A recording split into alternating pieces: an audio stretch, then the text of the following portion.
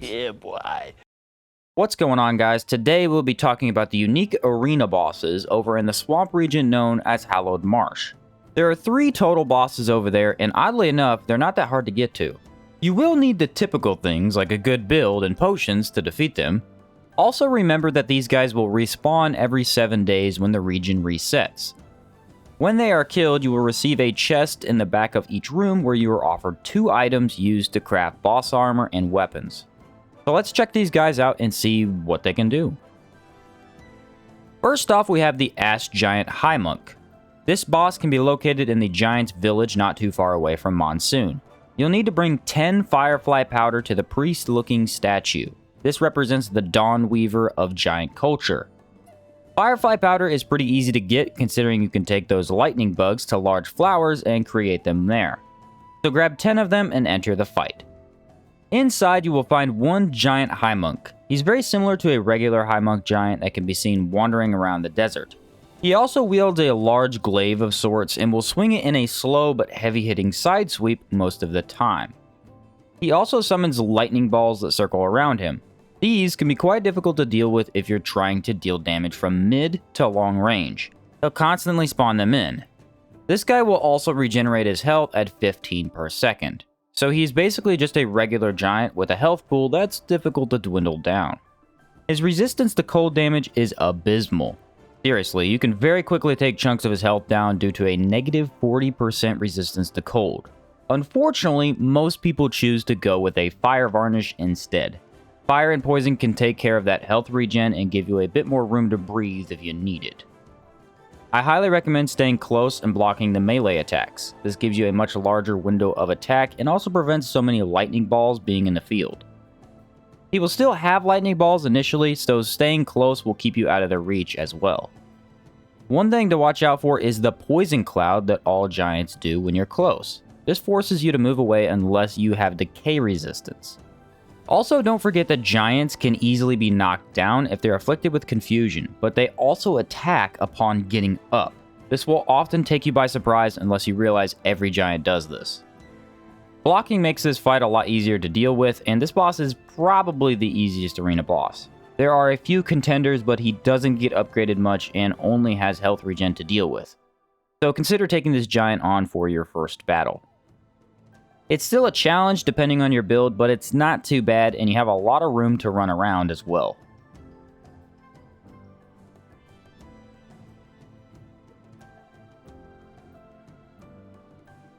Next up, we have the Elite Ash Giants.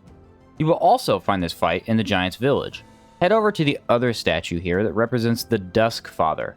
Have 6 Miasmapod on hand to enter the fight. This stuff is a bit more challenging to get, but you can buy quite a few of them in Monsoon from the farmer or cook. It is also gathered from fishing in the swamp water, but that's a tedious task sometimes.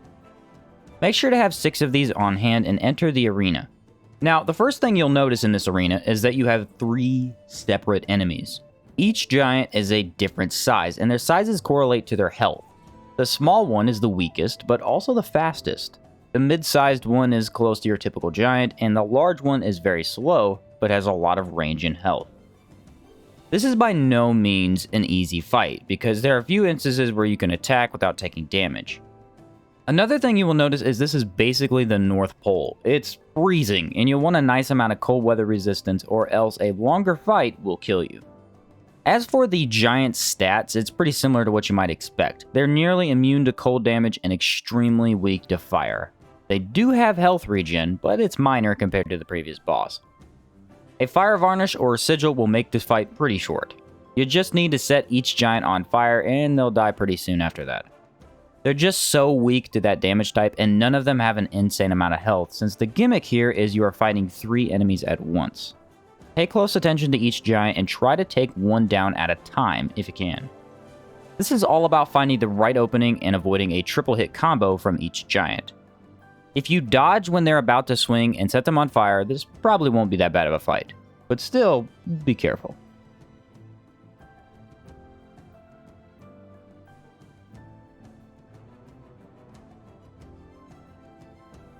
Lastly, we have the Elite Alpha Tuanosaur. You'll need to head into the Ziggurat Passage. Inside, you will need to pull a lever in that watery area. Once it's pulled, head the opposite direction and up the stairs.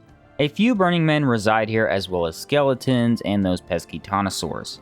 Oftentimes, you'll be forced to deal with them to get through. 10 obsidian shards are required to unlock this fight. These are more challenging to acquire than most items, but if you save them up as you explore the world, you'll end up with around 10 of them. Interact with the locked up Burning Man and get ready for the Tuanosaur of Nightmares. Now, I personally despise Tuanosaurs, and I think most people do too. They always try to jump away from your attacks, and they are very fast. This guy is no different. Not only does he bleed you if he hits you, but he can spew 3 lobs of fire at you if you're far away. If you're close, he'll try to fire blast the area in front of him. This is a very fire-based fight, and without status resistance or fire immunity, you are in trouble. That being said, he is very weak to cold damage. In fact, all dinosaurs in this game are weak to cold, which gives you a nice advantage. Unfortunately for this fight, the Elite Alpha can be hard to melee. Cornering him works, but he is pretty hard to stagger unless you place confusion on him first. My advice is to never try and get greedy. Only attack yourself after he's very clearly done with this series of attacks, and never try more than 2 times or 3 times to hit him. He's very fast and will often punish you harshly if you slip up at all. This creature also has health regen, but again, it's pretty minor. If you go with melee, this is a very challenging fight. You'll need to time your attacks well and avoid being hit because bleed destroys you quickly. Ranged builds are a different story. The Elite Alpha is actually pretty easy for range-based combat because your main focus will be dodging fireballs, and that's it. He doesn't really have anything to throw at you other than that, so you should be good to blink away with a bow or mage from a distance. Also be aware that in co-op, the fireballs can be hard to read since you never really know who they're headed toward. And his arena is very hot as well. Almost forgot to mention that, but yeah, it's required to have at least a weather defense potion.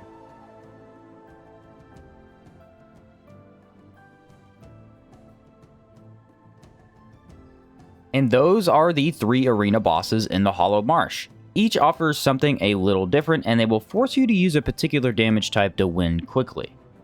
I always found the 3 Ash Giants to be a very cool fight because it's more challenging. Using fire grants you a lot of damage, but still no easy way to deal with 3 melee attacks at once. The Tuanosaur is just annoying. Great boss fight because of that, but man do I hate Tuanosaurs. This one is the ultimate dino, and if you can take him on, you can take anything in the swamp. Thanks for watching the video, and if you enjoyed it, please consider hitting that like button, and I will catch you next time.